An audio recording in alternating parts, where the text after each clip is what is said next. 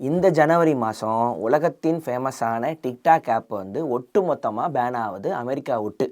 So நம்ம ஊரில் already pan ஆயிருந்தாலும் America தான் அவனுக்கு மிகப்பெரிய ஒரு பேஸாக இருந்துச்சு. என்ன ஆச்சு, இந்த இடத்துக்கு ஏன் டிக்டாக் வந்தாங்க, உண்மையிலே பேன் ஆகுமா, அப்படி அமெரிக்காவுக்கு டிக்டாக் மேலே என்ன காண்டு, என்ன பண்ணாங்க, இதுலேருந்து தப்பிக்க வழி இருக்கா அப்படிங்கிறத இதுக்கு வீடியோ போடணும் கூட எதிர்பார்க்கல. டிக்டாக்குக்கு என்ன ஆச்சு அப்படிங்கிறத இந்த எபிசோடில் பார்க்கலாம். 2016 டிக்டாக் வந்து அஃபிஷியலாக லான்ச் ஆகுது. அவங்களோட மதர் கம்பெனி வந்து பார்த்தீங்கன்னா பைட் டான்ஸ் அப்படிங்கிற ஒரு கம்பெனி தான், சைனா கம்பெனி. பீஜிங்கில் இருக்கானுங்க. வரும் விஷயத்துக்கு வரும், அது ஆரம்பிக்குது. அந்த டைமில் நானே யூஸ் பண்ண ஆப் வந்து மியூசிக்கலி அப்படிங்கிற ஆப் வந்து நான் லாக்டவுன்லலாம் ட்ரை பண்ணி பார்த்துருப்போம். நீங்கள் ஒரு பாட்டை வந்து போடலாம், பாட்டை போட்டு நீங்கள் மேலே அதுக்கு நீங்கள் சிங்க் பண்ணிக்கலாம் அப்படிங்கிற ஆப்ஷன் மட்டும் இருந்துச்சு. பயங்கர ஹிட் ஆகிருந்துச்சு.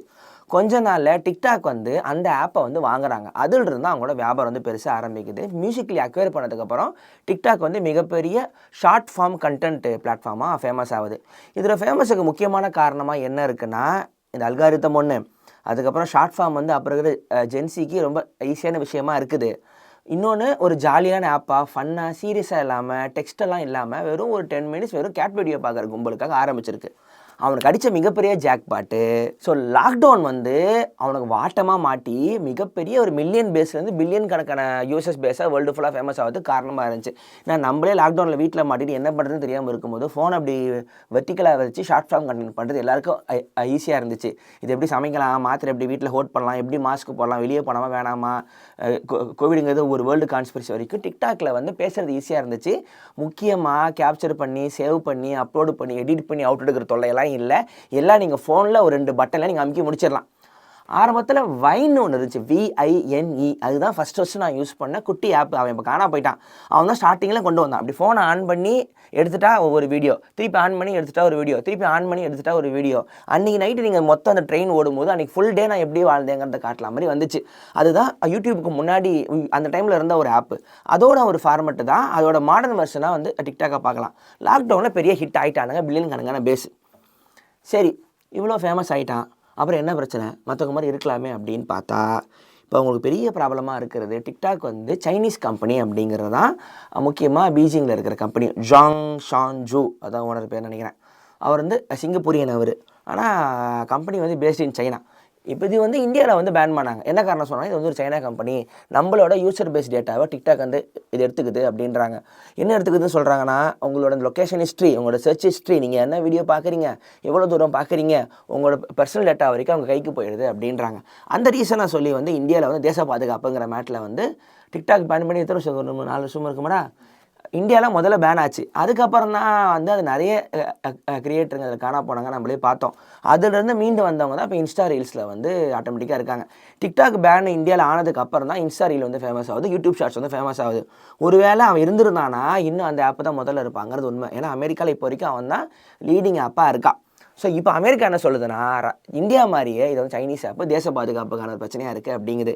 இதை வந்து போன முறை பிரசிடென்ட் அந்த ட்ரம்ப் தான் இதை ஆரம்பித்ததே வந்து ஐ எம் பேனிங் டிக்டாக், இது வந்து எங்களோட தேச பாதுகாப்புக்கு பண்ணுது, ட்ராக் பண்ணுது அப்படின்னு மெட்டாவும் கூகுளும் வச்சுருக்கிறான். அவன் வந்து முறை சொல்ல ஆரம்பிக்கிறான், நான் வந்து பேன் பண்ண போகிறேங்கிறான். அடுத்து வந்து பிடனும் இதை நான் இது வழிமொழிகிறேன், கொஞ்சம் டேஞ்சராக தான் இருக்குன்னு அடுத்து சைன் பண்ணுறாங்க.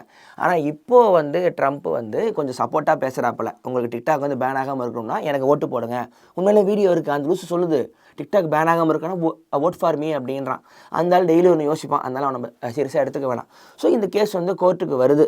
அதில் வரும்பொழுது என்ன சொல்கிறாங்கன்னா, இங்கே பாருங்கள் தம்பி, நீங்கள் வந்து ஃபேமஸான ஆப்பாக இருக்கலாம், நாங்கள் வந்து உங்களை வந்து பயங்கர ஃபேமஸாக விடுறோம், ஆனால் டேட்டா வந்து நீங்கள் அமெரிக்காவுக்கு தரீங்களாமே, அப்படிலாம் இல்லை, இதோட ஒரு வீடியோ கண்டென்ட் ஆப்ரேஷன் தான், ஏதாவது ஒன்று பண்ணுங்கள், இது எங்களுக்கு ரொம்ப தப்பாக இருக்குது, இது நடந்ததுக்கு முன்னாடி சரி ஓகே நீங்கள் தான் சொல்கிறீங்களே அப்படின்னு சொல்லிட்டுன்னு ப்ராஜெக்ட் டெக்ஸாஸ்னு ஆரம்பிக்கிறாங்க. அதில் என்னென்னா, அமெரிக்காவில் பண்ணுற கண்டென்ட்டுக்கு அமெரிக்கன் சர்வரில் அமெரிக்கனோட கம்பெனியில் அமெரிக்கன் எம்பளத்தை வச்சு அமெரிக்கன் க்ளவுடில் ஏற்றுறேன் அப்படின்னு சொல்லியிருக்கு.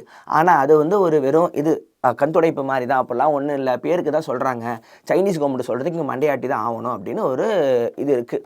அப்படிலாம் ஒன்றும் இல்லைன்னு இவங்க சொல்லலாம். ஆனால் நடுவில் இவனும் கொஞ்சம் சும்மா இல்லை.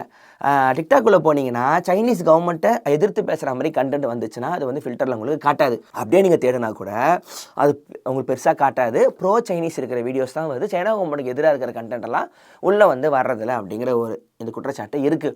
ஸோ உன்னை வந்து பின்னாடி இருந்து அவங்க எப்போ வேணால் அவங்களை வந்து ஏற்கலாம், நம்ம டேட்டாலாம் அமெரிக்கா கிட்ட இருக்குது, இது வந்து ஒரு அமெரிக்கா ஃபுல்லாக சைனா வந்து சென்சார் வச்சா மாதிரி அப்படின்றாங்க. அரசியல் பிரச்சனையாக பார்த்தா என்றைக்குமே வந்து ஐயோ அந்த பக்கம் பாருங்கள் பாகிஸ்தான் இருக்குன்னு சொல்லி இந்தியாவில் ஒரு பெரிய விஷயம் இப்போ நேரமும் போயிட்டுருக்கும். அவங்க நம்மளோட மோசமாக இருக்கிறாங்க பாவம் அவனுங்க. அதே மாதிரி தான் அமெரிக்காவுக்கு கிடைச்சது சைனீஸ். ஜேம்ஸ் பாண்ட் படத்தில் வில்லன்லேருந்து இப்போ வரைக்கும் வந்து சைனா நம்மளை பார்த்துக்கு சைனா மோசமாக நாடுன்னு சொல்லி அவங்க வந்து டக்குன்னு தேச பாதுகாப்புங்கிற மேட்டரில் ஓட்டு வாங்கலாம். அதை வச்சு தான் இருக்கிற அத்தனை மினிஸ்டரும் வந்து இது வந்து ஒரு ப்ராப்ளமாக இருக்குன்றான். ஆனால் இதில் இன்னொரு பக்கம் என்ன சொல்கிறாங்கன்னா, டிக்டாக் மட்டும் தான் அதை பண்ணுறானா? நமக்கே தெரியும், மெட்டா பார்க்குறவங்களுக்கே தெரியும். டிக்டாக்கை விட கூகுளும் மெட்டாவும் விட இவன் ஒன்றும் அவ்வளோ பெருசாக பண்ணிடுறதில்ல. டிக்டாக் என்ன சொல்லுதுன்னா, கூகுளும் மெட்டாவும் என்ன பண்ணுதோ அதே லெவலுக்கு தான் நாங்களும் பண்ணுறோம்.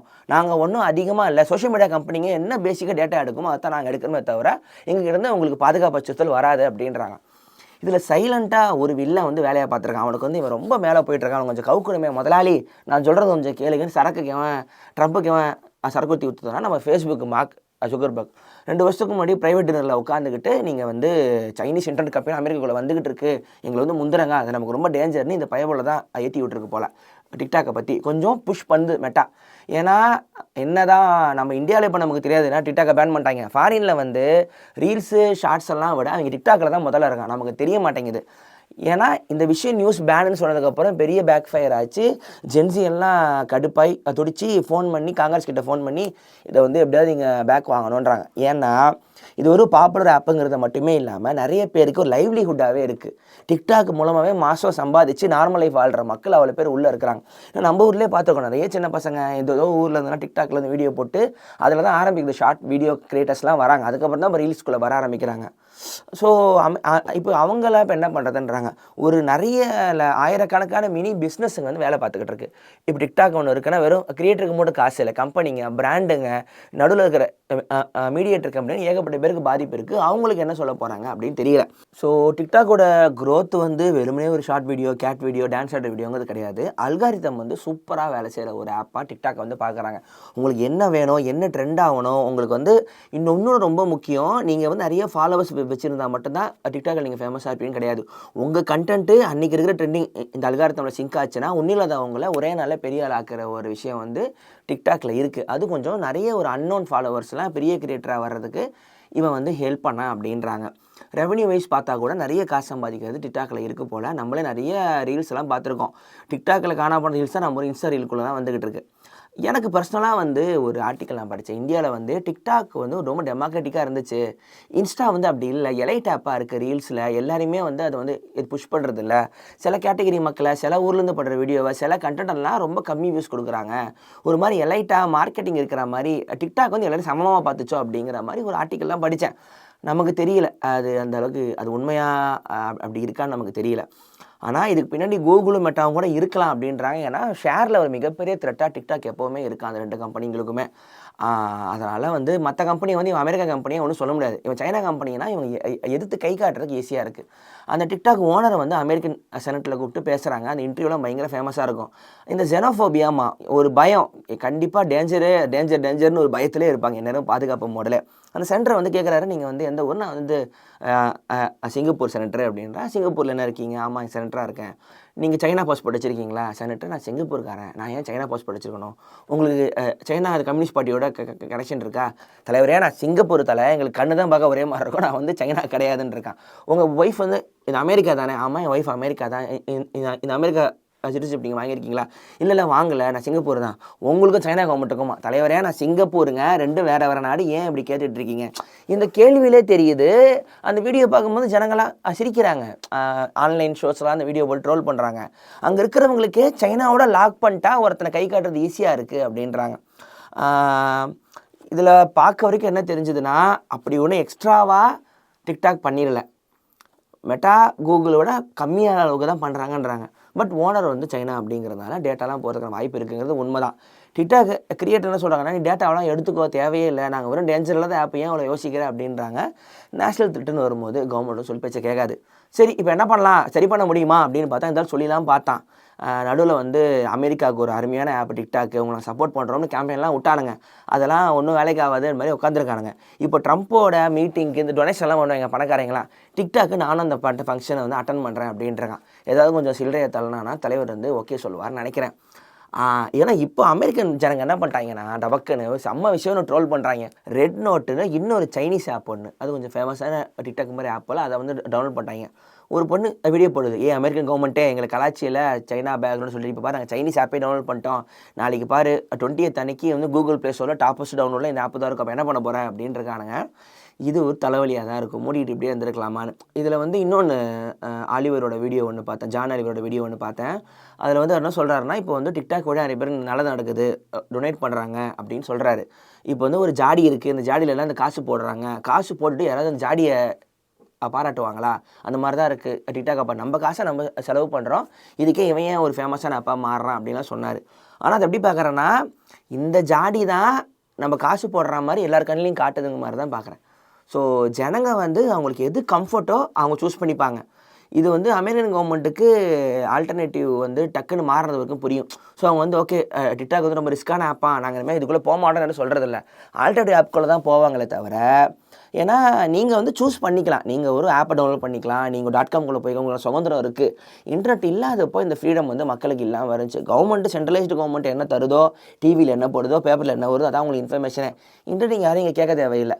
ஸோ இவன் இல்லைனா இன்னொருத்தன், அவ்வளோதான். நீங்கள் அமெரிக்கன் ஆப்பாக இருந்துட்டு நீங்கள் ஒரு நல்ல ஒரு ப்ராடக்ட்டை கொண்டு வந்தீங்கன்னா அதில் ஃபாலோ பண்ணுவாங்களே தவிர இன்னொருத்தன் வரவே கூடாது நம்ம சொல்கிறது வந்து வேலைக்கு ஆகாது. ஸோ டிக்டாக்கோட பேன் வந்து 20th மேலே இம்ப்ளிமெண்ட் ஆகுமா? இந்தியா மாதிரி இம்ப்ளிமெண்ட் ஆனதுக்கப்புறம் புதுசாக யாரும் இன்ஸ்டால் பண்ண முடியாது. பழைய ஆளுங்களுக்கு கிளிச்சியாக இருக்கும், அது மாதிரி பக்காக இருக்கும், நீங்களே கொஞ்சம் அப்டேட் இல்லாமல் நீங்களே அன்இன்ஸ்டால் பண்ணிடுவீங்க, வேலை செய்யாது அப்படின்றாங்க.